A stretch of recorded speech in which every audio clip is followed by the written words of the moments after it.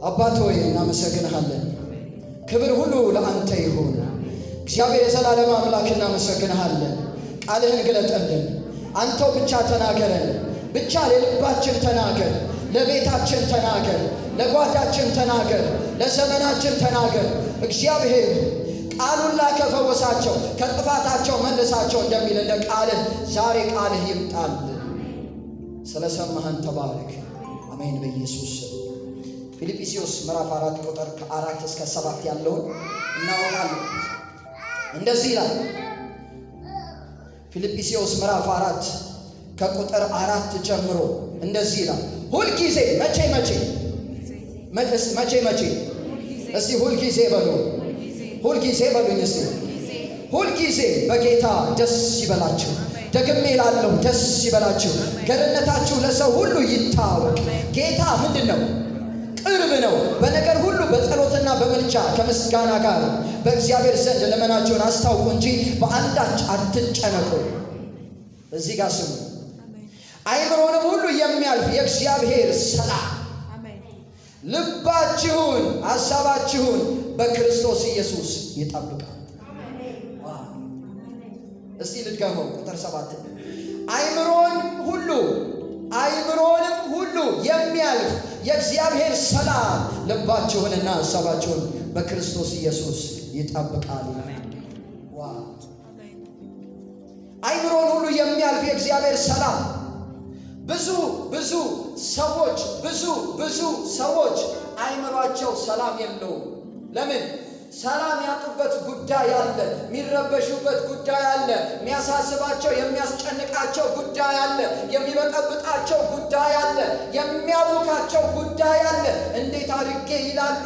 ካልኩሌት ያደርጋሉ። እንደገና ይደምራሉ፣ ያባሳሉ፣ ያካፍላሉ፣ ይቀንሳሉ። አልሆን ይላቸዋል፣ ይጨነቃሉ። በአይምሯቸው ብዙ መታወክ አለ። ሰላም የለም። የእግዚአብሔር ግን ሰላም እንደዚህ ነው። በክርስቶስ ኢየሱስ አይምሮን ሁሉ የሚያልፍ የእግዚአብሔር ሰላም ይለናል። ልባችሁንና ሐሳባችሁን በክርስቶስ ኢየሱስ ምን ይላል? ይጠብቃል። እስቲ ሰላም አለኝ፣ በአንዳች አልጨነቅም። ፊልጵስዩስ ምዕራፍ 4 ቁጥር 4 ላይ ሁልጊዜ በጌታ ደስ ይበላችሁ። ሁልጊዜ በጌታ ደስ ይበላችሁ። ደስታ ያለው ሰው ጥቂት ሰው። ለምን? አይምሮ ውስጥ ብዙ ሐሳብ አለ። ያወጣል፣ ያወርዳል፣ ያወጣል፣ ያወርዳል። ለምን አልሆነም ይላል። አንዳንድ ጊዜ እንደውም ኦቨር ሲሆንበት መንገድ ላይ እያወራ ይሄዳል እያለ ይሄዳል። ይሄ ሰው አብዷል እንላለን፣ ግን አይምሮን የሚያልፍ የእግዚአብሔር ሰላም ስለሌለው ነው። እኛ እኮ ዕድለኞች ነን። የእግዚአብሔር ሰላም እኮ በእኛ አይምሮ ውስጥ አለ። እንደውም አይምሮን ሁሉ የሚያልፍ ነው። ለአይምሮ ብቻ አይደለም፣ አይምሮን የሚያልፍ የእግዚአብሔር ሰላም ልባችሁንና ሐሳባችሁን ይላል። ልባችሁንና ሐሳባችሁን በክርስቶስ ኢየሱስ ይጠብቃል። ልብና ሐሳብ እንኳን የሚጠበቀው በክርስቶስ ኢየሱስ በእግዚአብሔር ሰላም ነው። እሱ ምንድን ነው? በእግዚአብሔር የሆነ ምን ሰላም። እናንተ ሰላም እንደዚህ እንደምንለው አይደለም፣ እንደምናወራለት አይደለም። የእግዚአብሔር ሰላም እንደዚህ እንደሚወራው አይደለም። ጌታ ኢየሱስ እየቀለደ አይደለም፣ ወይ ለምዶበት አይደለም። ሰላም ለእናንተ ይሁን፣ ሰላሜን እተውላችኋለሁ፣ ሰላሜን እሰጣችኋለሁ የሚለው ለምዶበት አይደለም። ለሰው ልጅ የመጀመሪያ የሚያስፈልገው ሰላም ነው። ዛሬ እዚህ ማግባት የሚፈልግ ይኖራል። ቢዝነስ ሱቅ መክፈት የሚፈልግ ሊኖር ይችላል። መማር፣ አገር መቀየር፣ ማገልገል፣ የሆነ ነገር ማድረግ የሚፈልግ በጣም ብዙ ሰው አለ። ግን አይምሮን ሁሉ የሚያልፍ የእግዚአብሔር ሰላም ግን ከሌለው አይምሮ ማሰብ ስለማይችል ምንም ጋር አይደርስም። ስለዚህ ውጤት አይኖርም፣ ፍሬ አይኖርም። ሰላም በሌለበት ምንም ነገር ማድረግ የለም። የተጠበቀ አይደለም ማለት ነው። ልባችንና ሐሳባችን በእግዚአብሔር እሱ በክርስቶስ ኢየሱስ ባገኘነው ሰላም ካልሆነ በስተቀር አይጠበቅም። ልባችንና ሐሳባችንን የሚጠብቅ የእሱ የእግዚአብሔር ሰላም ነው። እሱም የመጣው በክርስቶስ ኢየሱስ ነው። ዛሬ ኢየሱስ ያለው ሰው ክርስቶስ ኢየሱስን እንደ ግል አዳኝ የተቀበለ ሰው ደሙ ፈሶልኛል፣ ሞቶልኛል፣ ተቀብሮልኛል፣ ወደ ሲኦል ወርዷል፣ ደግሞ ሞትን ድል አድርጎ በሦስተኛው ቀን ተነስቷል ብሎ የሚያምን ሰላም አለው። አይምሮን ሁሉ የሚያልፍ ሰላም አለው። ስለዚህ ያ ሰው ልቡና ሐሳቡ የተጠበቀ ነው። በአንዳች አይናወጥም። ችግር መጣ ሲባል አይረበሽም። መከራ መጣ ሲባል አይረበሽም። አካውንት ላይ ብር የለም ሲባል አይረበሽም። ሰው እንደዚህ ምናምን አገድሃለሁ አይረበሽም። ጎደለ ሞላ ግድ የለውም።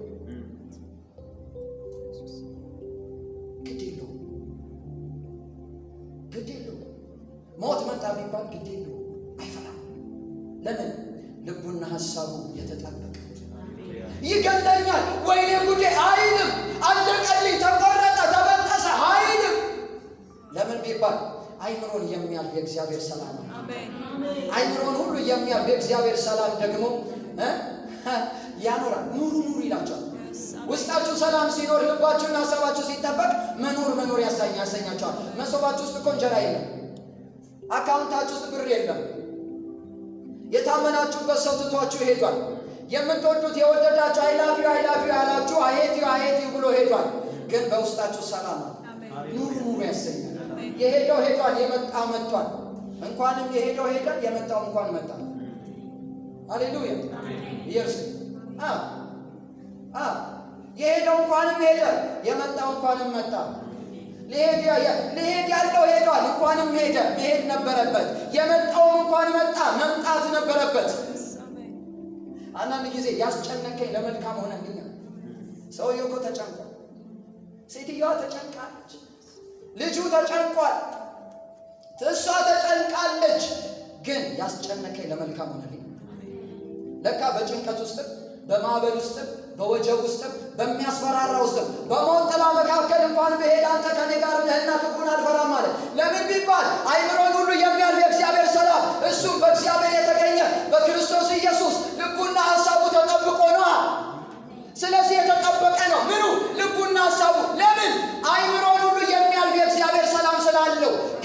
ከምን? እንዴት? በክርስቶስ ኢየሱስ።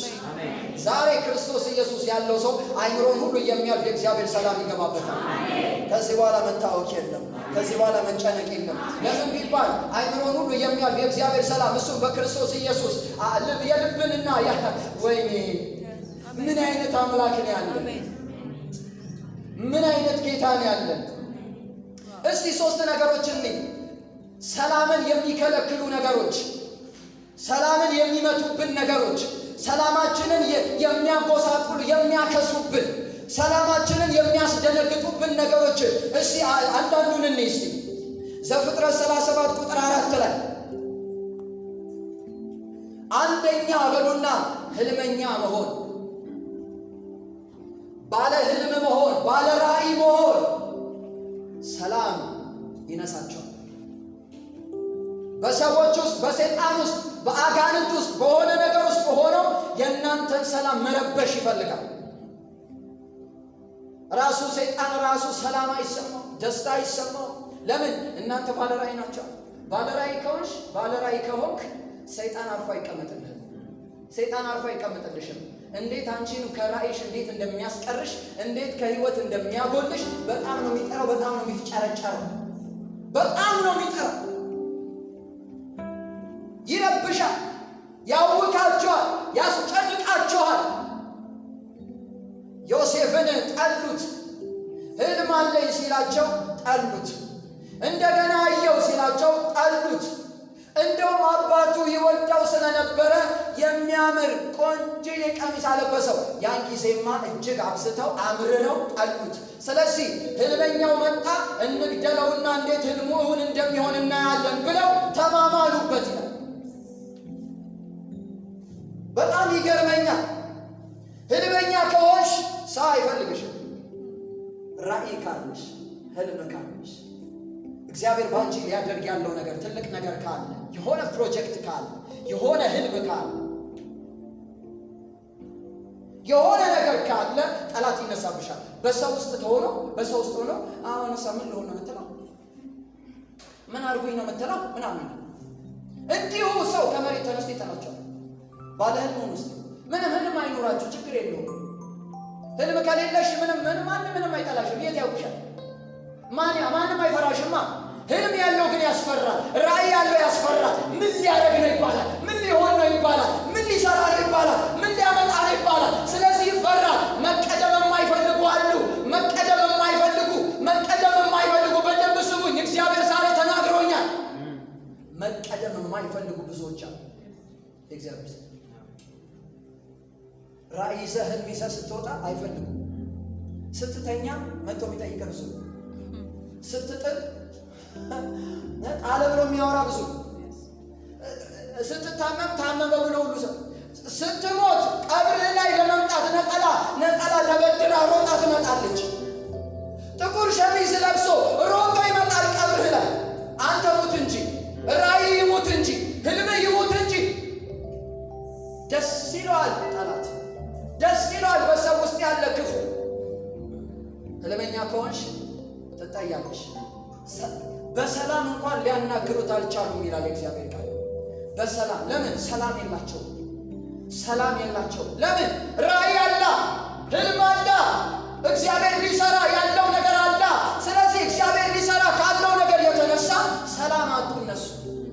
ስለዚህ እናንተንም ሰላም ያሳጧቸዋል። ዝም ብሎ ሰው ይጣላል። ሰው ከመሬት ተነስቶ እንግደለው ይላል። አንድ ወንድሙ ግድ የለም ከምንገለው ገለን ምን እናደርገዋለን ብሎ ሮቤል በቃ ጉድጓድ ይጣል እንደው የተሻለ ለምን? ተመልሶ ሊያድነው። በደንብ ስሙ። ተመልሶ ሊያድነው ፈልጎ፣ ተመልሶ ሊያድነው ወዶ ራርቶለት ግድ የለም አንግደለው፣ ለምን ዝም ብለን ጉድጓድ ውስጥ አንጥለውም አለ። እሺ ያሉ ተስማሙ። ጉድጓድ ውስጥ ጣሉት። ግን አድኖታል ወይ? ያንቺን ራእይ ሰው አያድነው። ያንተን ራእይ ሰው አያድነው። ፍጻሜ አይሰጠው። ውጤት ላይ አያደርሰው። ፍሬያማ አያደርገው። ሰው ላንተ አይደርስም። ሰው ላንተ አይደርስም። ሁኔታ ላንተ አይደርስም። የታመንበት ገንዘብ አይደርስልንም። የታመንበት እውቀት አይደርስልንም። ሮቤል ሲመጣ ጉድጓዱን ሲከፍት ባዶ ነው። ህልመኛው የለም። ባለራእዩ የለም። ወይኔ አለ። በቃ አዘነ። ምን ማድረግ ይችላል?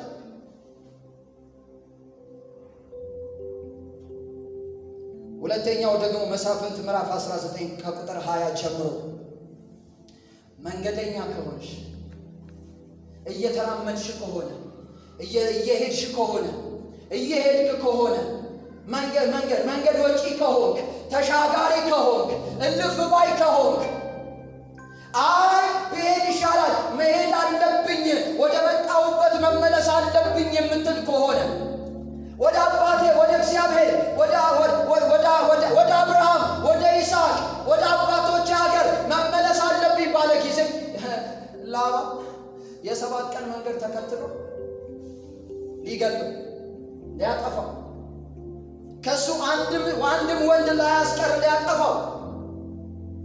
ልክ ግን እግዚአብሔር መጣና በክፉ እንዳትናገረው የአባቶች አምላክ አለ። የአባቶች አምላክ ሲል የይስሐቅና የአብርሃምን ነው። በሕልም መጥቶ አስጠነቀቀኝ። ምን አለ? በክፉ እንዳትናገረው። ሰውየው ሰላም አጣ። እንዴት ያዕቆብ ልጆቼን ይዞ ይሄዳል ብሎ ለሰውም እኮ ተራፊሙን ሁሉ ይዘውበት ሄደዋል። የእኛ አምላክ እኮ የሚሸከም እነሱ በኮርቻ ስራ አድርገው ተቀምጠውበታል። ነይ ውረጂ ልፈትሽ ነው ሲላት፣ አይ የሴት ወግ ላይ ነኝ ያለሁት ልወርድ አልችልም ሶሪ አለችው። ሁሉም በርብሮ አጥቶ ተመልሶ ሄደ። የእኛ አምላክ እኮ ፈልጎ የሚያገኘን ነው። የእሱ አምላክ ግን የላባ አምላክ ግን ተፈልጎ የሚታጣ አምላክ ነው። ወይኔ መንገደኛ እኮ ከሚመልስ ብዙ እንዲህ እኮ ላደርግ ነው ምናምን ስትል፣ ኧረ ይቅርብህ እንዴ ምናምን። ሰነፍ በመንገድ አንበሳ አለ የለም፣ ሞት አለ የለም። እኔ ደስ አላለኝም፣ ላገባ ነው ስትል እኔ ደስ አላለኝም፣ ሱቅ ልከፍት ነው እኔ ደስ አላለኝም፣ ላገለግል ልሄድ ነው እኔ ደስ አላለኝም፣ እንጃ ምን እንደሆነ አላቅም፣ ደስ አላለኝ። እውነት ነው። ጠላት እንዴት ደስ ይለዋል? ደስታ የለውም። አይምሮን የሚያልፍ እግዚአብሔር ሰላም ስለሌለ በምን አይምሮ ያስባል ይሄ ሰው? ስለዚህ የሚያስበው ነገር በሙሉ ልክ አይደለም። ስለዚህ እንጃ እኔ ደስ አላለኝም፣ ወጋው እንወጣለን፣ እንመለሳለን። ሰውየው ከኤፍሬም ሀገር ማዶ ተነስቶ ቤቴል ይሁዳ ሄደና አንዲትን ሴት አገባ። ከዛ ትንሽ ቆይታ መነዘረች። ሲጀምር ቁባት ነች። በኋላ ቢያያት አትመጣም፣ ወራት አለፈ። በኋላ ተመልሶ መጣና አባትየው ሲያዩት ደስ አላቸው። ምክንያቱስ አመንዝራይቱን ልጅ እንግዲህ ያው ይወስድለታል። በኋላ እሷን ይዞ ሲመጣ መንገድ ላይ መሸባቸው። ኢያቡሳውያን ከእስራኤል ወገን ስላልሆኑ በጊብዓ እንሂድና እዛ እናድራለን ተባብለው መጡ። ጊብዓ ደርሰው በር ቢያንኳኩ ይዘበሉ፣ ቢያንኳኩ ዞረዋሉ። እንዴ ማርያም ኢየሱስን ጸንሳ ምጧ መጥቶ ኧረ እባካችሁ ማደሪያ ፈልጌ ነው፣ ልወድ ነው፣ የዓለም መድኃኒት እሱም ክርስቶስ ጌታ የሆነን ፈውስ ያለበትን መዳን ያለበትን ማምለጫ የሆነው እሱን ልወድ ነው። ቢቸግራት መቼስ ምጥ ከመጣ ምን ቦታ ይመረጥ? በቃ የጋጣ ውስጥ በረት ውስጥ ሄዳ ከበግ እኩል ወለደች። አንተ ውስጥ አንቺ ውስጥ የሆነ ነገር ካለ ማንም አይፈልግሽም። ላባ ያዕቆብን እኮ ሊመልሰው ነው። ለምን? ባሪያው ነው። ባሪያው ሚስት ይቀያይርበታል፣ አመሉን ይቀያይርበታል፣ ጸባዩን ይቀያይርበታል፣ ደሞዙን ይቀያይርበታል። የሆነ ነገሩን ደሞዙን የራሴን ቤት የምሰራው መቼ ነው? ከመምጣቴ በፊት ጥቂት ነበረ፣ አሁን ግን ብዙ ሆኖልሃል፣ ተባርከሃል። ስለዚህ አሰናብተኛል። ግድ የለህም ደሞዝን አስተካክላለሁ ምናምን ብሎ አዘግይቶ በኋላ ላይ አይ የአባታችሁ ፊት እንደ ቀድሞ አይደለም። የገዛ ሚስቶቹ ያሙት ነበር። ጠራርጎ ወሰደው የአባታችንን ሀብት እያሉ፣ ጠራርጎ ወሰደው የአባታችንን ንብረት እያሉ የገዛ ሚስቶቹ ሊያና ራሔል ያሙት ነበር። እሱ አሜቱን ትቶ የአባታችሁ ፊት እንደ ቀድሞ አይደለምና እንዴት እናርግዜን? አይ ለእኛስ ምንድን ነው ብንሄድ ይሻላል ብለው ተያይዘው፣ ስለዚህ ና ተመለስ። ሰው 7 ቀን ይከተላል። 1 ቀን እሺ፣ 2 ቀን ሙሉ እሺ፣ 3 ቀን ሙሉ እሺ፣ እንደው 4 ቀን እሺ፣ ሰው 5 ቀን 6 ቀን 7 ቀን ሙሉ ተከትሎ አግኝቶ ሊገድል ሊያጠፋ ተራፊምን ከሚያመልክ ምን ይጠበቃል? ሰላም አጣ፣ ረፍት አጣ። እንዴት እነሱን አጥቼ እንዴት መኖር እችላለሁ አለ። እንዴት መኖር እችላለሁ? አንቺ መንገድ ውጪ እንጂ የሚከለክልሽ ጊብዓ መጥተው ከእስራኤል ወገን ናቸው ብሎ በር ቢያንኳኳ ሂድ ከዚህ በኋላ ላይ ቢቸግረው በአውላላ ሜዳ ላይ ሄዶ እሱ ባሪያውና ቁባቱን ይዞ በአውላላ ሜዳ ላይ መንገድ ዳር ላይ ሄደው ቁጭ አለ።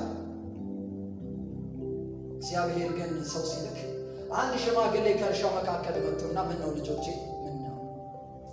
ምን ነው የመጀመሪያ ያሉት ነገር ይሸውዬ። ሽማግሌውም ሰላም ከእናንተ ጋር ይሁን፣ የምትሻውንም ሁሉ እኔ እሰጥሃለሁ፣ በአደባባይ ግን አትደራል ይላል። በአደባባይ ላይ በአውላላ ሜዳ ላይማ አትደር፣ ሰላም ለእናንተ ይሁናል፣ የምትፈልጉትን ሁሉ እሰጣቸዋለሁ። መንገድ ከወጣችሁ መንገድ ስትወጡ ማንም አይፈልጋችሁ። መንገደኛ ከሆናችሁ አርፋ አትቀመጥም እንዴ? አርፈሽ አትቀመጭም? ለመማር ስትነሽ አርፈሽ ተቀመጭ። ለመስራት ስትነሽ አርፈሽ ተቀመጭ። ለአገባ ነስ አርፈሽ ተቀመጭ። ለአገለግል ነስ አርፈሽ ተቀመጭ። ማንም አይፈልግም። ባሪያ ሆነሽ እዛ ቦታ ላይ ኖረሽ እንድትሞቺ ነው የሚፈልጉት። ለምን? ማንም መቀደም አይፈልግም። ማንም መበለጥ አይፈልግም። ሰው እኮ የራሱን ነው የሚኖረው። ሁሉ እኮ ራዕይ አለው። ሁሉ ሰው ህልም አለው። ሁሉ ጋር እግዚአብሔር የሰጠው አንድ የሆነ ነገር አለ። ዛሬ ከልካይ ይከለከላል። ከመንገድ መላሽ ዛሬ ይከለከላል። የአባቶች አምላክ ባያስጠነቀቀኝ ኖሯል ላጠፋህ ነበረ። ስለዚህ ባይሆን ቃል ኪዳን እናድርግና እንለያይተው። ተመለሰ። እውነት እነግራቸዋለሁ፣ ያዕቆብን የገጠመው ሌላ እንደገና ችግር አለ። ኤሳው ወንድሙ ይገለኛል ብሎ ገና ከሩቅ ሲያየው መሬት ላይ ሄዶ ድፍት ይላል። ገና ከሩቅ ሲያየው መሬት ላይ ሄዶ ድፍት ይላል። እንደውም አስቀድሞ እጅ መንሻ ይልካል እንዳይገለኝ ብሎ። ለምን? እንዳይመለስ ወደ ሀገሩ መንገድ እንዳይወጣ ነው። እንዳይመለስ በዛው በጠፋበት እልም ብሎ እንዲጠፋ የሚፈልግ ሰይጣናዊ አሰራር፣ የሞት መንፈስ አለ። ይገለኛል፣ ይገለኝ ኤሳው ወንድሜ ቢያገኘኝ ይገለኛል። ለምን? ከአንድም ሁለት ጊዜ አጭበርብሬዋለሁ፣ ከአንድም ሁለት ጊዜ አታልየዋለሁ። ስለዚህ ይገለኛል። ስለዚህ አርፌ ልቀመጥ አለ። ቢገለኝም እንኳን እየተደፋው እየተነሳው ቢሆን እደርሳለሁ። ዛሬ በድካምም ቢሆን በብርታትም ቢሆን በማግኘትም ቢሆን በማጣትም ቢሆን በኢየሱስም ትደርሳላችሁ። ሰው አለሽ፣ ሰው የለሽም። እውቀት አለሽ፣ እውቀት የለሽም። ዝና፣ ስልጣን፣ እውቀት፣ መልክ፣ ቁመና አለሽ፣ የለሽም። እሱ አይደለም ፖይንቱ፣ እሱ አይደለም። እግዚአብሔር ግን ያደርሳል። እግዚአብሔር ግን ከጫፍ ያደርሳል፣ ከውጤት ያደርሳል፣ ከግብ ያደርሳል፣ ከምስጋና ያደርሳል፣ ከድል ያደርሳል። እግዚአብሔር ይችልበታል። ብቻ እናንተ ውጡ እንጂ። ይገለኛል ያለው የፈራው አስቀድሞ ከግመሉም ከበጉም ከፍየሉም ከግልገሉም ከምኑም እያደረገ እንደው ከሆነ ነገር ከነው በነገር በቃ እንቁ ይህንን እጅ መንሻ ይዛችሁልኝ ቅደሙኝ ይላል። ቅደሙኝና ሂዱ ይላል። ምንድነው ቢላችሁ ከባሪያህ ነው ለጌታዬ ብሎ ስጦታ ነው እጅ መንሻ ነው እያለ ሂዱ ስጡልኝ ይላል። ፍርሃት እየፈራ ይገለኛል። እኔ ዛሬ ነግራችኋለሁ። ውጡ ወዳላችሁ ውጡ፣ ሂዱ ወዳላችሁ ሂዱ። መንገደኞች ያለው ለመስራት መንገድ የጀመራችሁ፣ ለመነገድ መንገድ የጀመራችሁ፣ ለመማር መንገድ የጀመራችሁ፣ ለአገልግሎት መንገድ የጀመራችሁ ሰዎች ውጡ። ከልካይ ዛሬ በኢየሱስም ይከለከላል። ትምህርት የሚጠላው ሰይጣን ነው። ትዳርን የሚጠላው ሰይጣን ነው። አገልግሎትን የሚጠላው ሰይጣን ነው። ጊዜው ምን እንደሆነ መርምራችሁ ፈትናችሁ አውቃችሁ ልትወጡ ይገባል። ላባ ያዕቆብን ባሪያ አድርጎ ገዝቶ መረረው። እኔ ዛሬ በኢየሱስ የገንዘብማ ባሪያ አትሆኑ። የሆነ የስልጣን የቁመና የሆነ ነገር ባሪያማ አትሆኑ። የሰው ባሪያ አትሆኑ። እናንተ ባርነታችሁ ለእግዚአብሔር ነው። እንደውም እግዚአብሔር ደግሞ እንደዚህ አለ፣ እናንተ ባሮች አይደላችሁ። ምክንያቱስ ባሪያ የጌታውን ሐሳብና ፈቃድ አያውቅም። ስለዚህ እኔ ዛሬ በክርስቶስ ኢየሱስ ልጅ ብያችኋለሁ አለ። እኔ የሚታየኝ አሁን ልጅ ባሪያ ይታየኝ። አቤት እግዚአብሔር ደግነቱ! ሰው ባሪያ ያደርጋል። ገንዘብ ሰውን ባሪያ ያደርጋል። መልክ፣ ቁመና ሰውን ባሪያ ያደርጋል። አናንስ የአገልግሎት ራሱ ባሪያ እግዚአብሔርን አይፈልግም። በቃ የሆነ ጥቅስ ይዞ መሮጥ ነው። የሆነች ጥቅስ ይዞ መሮጥ ነው። የሆነ መዝሙር ይዞ መሮጥ ነው። ከእግዚአብሔር ጋር ምንም ኅብረት የለም። እንደዚህ አይነት ሰዎች ቁጭ ብለው ሊታጠቁ ይገባል።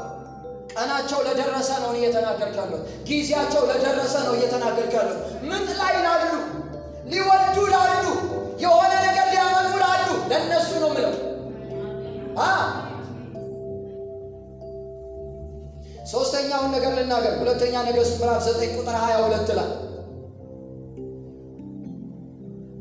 የኤልዛቤል ጉልሙትናና መተቷ በዝቶ በእስራኤል ከተማ ላይ ጉልሙትናና መተት በዝቶ እግዚአብሔር መፍራት ቀርቶ ለእግዚአብሔር መኖር ቀርቶ የበዛው ጉልሙትና የበዛው መተት።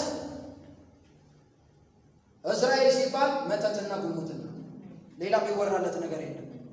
ስኬት የለም፣ ደስታ የለም፣ እረፍት የለም፣ ሰላም የለም። በእስራኤል ከተማ ላይ ያለው ጉልሙትናና መተት። ይህ ክፍል እንደ በቀል አድርጎ የሚናገረው የናቡቴን የወይን እርሻ ቦታ ነው። የወይን እርሻን ቦታ ፈልጌዋለሁ፣ ስለዚህ ስጠኝ፣ ብትወድ በገንዘብ ብትወድ ደግሞ በሌላ በተሻለ ነገር ልስጥ ሲለው፣ ልቀይር ሲለው የአባቶቼን ርስት ሰጠ ዘንድ እግዚአብሔር ይህን ከኔ ያርቃል። በኋላ ላይ ተናዶ ሄዶ ምግብ አልበላም ምናምን ብሎ በቀን ሄዶ ተኛ። ኤልዛቤል መጣ። ምንድን ነው እሱ የምታደርገው ነገር? ይሄ ነገር ምንድን ነው? ምን ሆነሃል አለችው። ምግብ ብላ እንጂ ስትለው አልበላም። ምን ሆነ ነው በቀን የምትተኘው? በቃ ተኝ ምናምን ሲል ምን ሆነሃል? አይ እንደዚህ ናቡቴንን የሆነ እርሻ ቦታ ስጠኝ ስለው እምቢ አለ። እንደውም እግዚአብሔር ይህን ከኔ ያርቃል። ታዲያ ምን ችግር አለ? አንዴ ቀለበትን ስጠኝ አለችው። ቀለበቱን ተቀብላ እግዚአብሔርና ንጉሱን ሰድቧል ብላችሁ 2 ምናምን ሰዎች አስቀምጣችሁ አስወግራችሁ ግደሉት አለች። ሆነ። የእስራኤል ሽማግሌዎች እንኳን አይራሩ፣ አያስቡ። ለምን? መተቱና ጉልሙትናው ተቆጣጥሯቸዋል። ለምን ቢባል ቅባት የለማ፣ እግዚአብሔርን መፍራት የለም። አገልጋይ እንኳን ዘማዩን ሰው እንዴት ትሪት እንደሚያደርግ እንዴት እንደሚገስጽ በቃ ግራ ገብቶታል። ዝሙት አታድርግ ለማለት ዝሙት አታርጊ፣ መተት ውስጥ ነሽ ያለሽው፣ መንፈስ በውስጥሽ አለ ምናምን ብሎ ለማገልገል ራሱ አሁን በጣም አንዳንድ አገልጋይ ሲቸገር ያለ። ለምን? ትቀየመኛለች፣ ይቀየመኛል። በኢየሱስም ብዬ እጄን ብጭን እንዴ እኔ መንፈስ አለብኝ እንዴ ይላል ወይ ትላለች። ተመለሽ ይሄት በዝሙት ውስጥ ነገር ነው ያለሽው፣ አመንዝራነት ውስጥ ነው ያለሽው፣ ጉልሙትና ውስጥ ነሽ ያለሽው፣ እንደዚህ ነገር ውስጥ ነው ያለው ምናምን ሲባል ማኔ ኧረ ምን ሆነ ነው ምን አስበህ ነው ምናምን አንተ ማንህና ነው ምናምን። ዛሬ ግን እግዚአብሔር እንደዚህ ነው። ደፋሩ ጀግናው እግዚአብሔር እንደዚህ ነው። በዝሙት ውስጥ ያላችሁ፣ በአመንዝራነት ውስጥ ወይ በጉልሙትና ውስጥ ወይም በመተት ውስጥ ያላችሁ ሰዎች ስሙ፣ ዛሬ ቀናችን።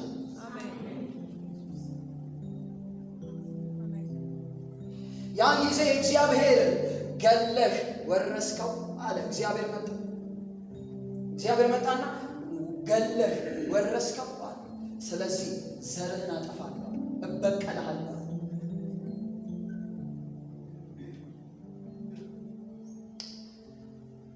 ያን ጊዜ ኢዮራም ከሶርያው ንጉሥ ከአዛሄል ጋር ይዋጋ ነበርና ቆሰለ። ከቁስለቱ የተነሳ ኢዮራም ተመልሶ መጥቶ በእስራኤል ከተማ ላይ ሊታከም ቁስሉ ሊታከም በመጣበት አካዝያስም የይሁዳ ንጉሥ ደግሞ አካዝያስ መጥቶ ሊጠይቀው እንዴት ነው ተሻለህ ወይ? ቁስል ሻረልህ ወይ? እንዴት ነው ታከምክ ወይ? ምን አሉህ ምናምን እያለው አንድ የተቀባ መጣ።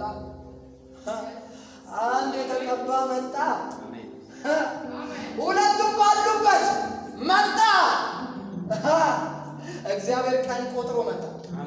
ብድራትን በቀን ሊበቀል ቀን ቆጥሮ መጣ።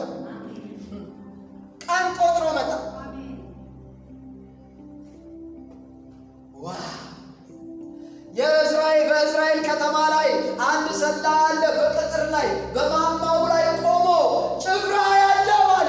አያለው ጭፍራ አያለው አለ። ሰላይ ነው ሰውየው፣ ሰላይ ነው። አያለው አለ ጭፍራ። በኋላ ላይ ንጉሥ ኢዮራም ፈረሰኛ ላካለ። ፈረሰኛ በኋላ ሰላም ነው ወይ ብሎ ይጠይቃል። ሮጦ ፈረሰኛው ሄደ። ፈረሰኛው ብሎ ሄዶ ሰላም ነው ወይ? አንተ ከሰላም ጋር ምን አለ? በኋላ ተከተለኛል። እውነትም በኋላ ተከተለ። ፈረሰኛው ሄደ፣ ደረሰበት፣ ግን አልተመለሰም ማለት። አረ ሌላ ላክ፣ ሌላ እሺ ሌላ እንደገና ሌላው አንተ ከሰላም ጋር ምን አለ? በኋላ የሆነ ተከተለኛለሁ። ቅባት ያስከትላል። አሜን። ለምን ቢባል እውነትን ያለው ሰው፣ እውነት የያዘ ሰው፣ ወንጌል የያዘ ሰው፣ ጽድቅ የያዘ ሰው ያስከትላል እንጂ አይከተልም። ጌታ አለቃ ይሆናል እንጂ ባሪያ አይሆንም። ወይ ቅባት ነው። በኋላ ላይ ሁለተኛውም ሄደ፣ ደረሰባቸው፣ ግን አልተመለሰም። በኋላ ተከተላቸው አለ። በኋላ ላይ ሰረገላ አዘጋጁልኝ አለ። ቆይ ግን እኔ ምን አለው? ማን ይመስልሃል ሲለው አካሄዱ ይቸኩላልና የናቢሴን ልጅ እዩን ይመስላል አለ። ለምን ቢባል አካሄዱ ይቸኩላል። ቅባት ጸጋ እየቸኮለ ነው። የሆነ አቅም እየቸኮለ ነው። የሆነ ሊባርከን የሆነ እጅ እየቸኮለ ነው። የሆነ ነገራችንን ሊያስተካክል እየቸኮለ ነው። በሰፈራችን በመንደራችን ጉልሙትናና መተት በስቷል። ችግር፣ መከራ፣ ዋይታ፣ ለቅሶ በስቷል። ጭንገባ፣ ሞት በስቷል። ዛሬ እግዚአብሔር ከቅባቱ ጉልበት የተነሳ የሆነ አዲስን ነገር ያደርጋል። ያለ መከልከል እንደውም የሆነ ይቸኩላል። እየቸኮለ ሲመጣ ለምን ቢባል ዮሐንስ ወንጌል ምዕራፍ 20 ቁጥር 19 መደምደሚያ ቃል በደንብ ስሙ። የዮሐንስ ወንጌል ምዕራፍ 19 ቁጥር 20 ላይ እንደዚህ ይላል፣ ያም ቀን እርሱም ከሳምንቱ ፊተኛው በመሸ ጊዜ ይላል ሁሉ በየቤቱ ገብቶ ሁለት ነገር ነው። እነዚህ ሐዋርያቶች ሁለት ነገር ነው ያደረጉት። አንደኛ ፈሩ፣ ሁለተኛ ከመፍራታቸው የተነሳ ደጅ ዘጉ። በቃ የሚመጣ ነገር የለም ብለው፣ በረከት አይመጣም፣ ሰላም የለም፣ ደስታ የለም፣ እረፍት የለም፣ ተድላ የለም፣ በቃ ምንም የለም ብለው፣ በቃ ምንም የሚመጣ ነገር የለም። ስለዚህ ብለው በር ዘጉ። ለምን? ከፍርሃታቸው የተነሳ ዘጉ። ዛሬ እኔ እግዚአብሔር እንደዚህ ነው የሚለኝ፣ የዘጋችሁት እግዚአብሔር የከፈተላችሁ ደጅ የዘጋችሁ ሰዎች ዛሬ ክፈቱ። የትምህርት ዕድላችሁን የዘጋችሁ፣ የትዳር በራችሁን የዘጋችሁ፣ የአገልግሎት በርን የዘጋችሁ ዛሬ ክፈቱ። አይ አትፍሩ፣ እግዚአብሔር ዛሬ መጥቷል። አዎ ፈርታችሁ የዘጋችሁ የሆነ ነገር እድል ዘግታችሁ፣ የውጭ እድል ዘግታችሁ፣ የሆነ የትዳር ዘግታችሁ፣ የትምህርት እድል ዘግታችሁ፣ የአገልግሎት ዘግታችሁ፣ የሆነ ነገር የሙያ ነገር የሆነ ነገር ዘግታችሁ ዛሬ ክፈቱ። ፈሪ አይፈልግም እግዚአብሔር። ለምን ቢባል እንደዚህ ሆነ ይላል፣ አይሁድን ስለፈሩ ደጆች ተዘግተው ሳሉ ኢየሱስ መጣ። እስቲ ኢየሱስ መጣ በሉ። እስቲ ትገቡት። እስቲ በመካከላቸው ቆሞ እንደዚህ አለ፣ ሰላም ለእናንተ ይሁን። ሰላም ለእናንተ ይሁን፣ ሰላም ለእናንተ ይሁን። አቤት ይሄ ጌታ እንዴት ደግ ነው! ሰላም ለእናንተ ይሁን የሚል ሰላም ለእናንተ ይሁን። እኔም ዛሬ እላችኋለሁ ሰላም ለእናንተ ይሁን፣ ሰላም ለእናንተ ይሁን። በእውነት ደጆችን ዘግታችሁ ይሆናል። ዛሬ ግን ክፈቱን፣ ሰላማችሁ ገብቷል።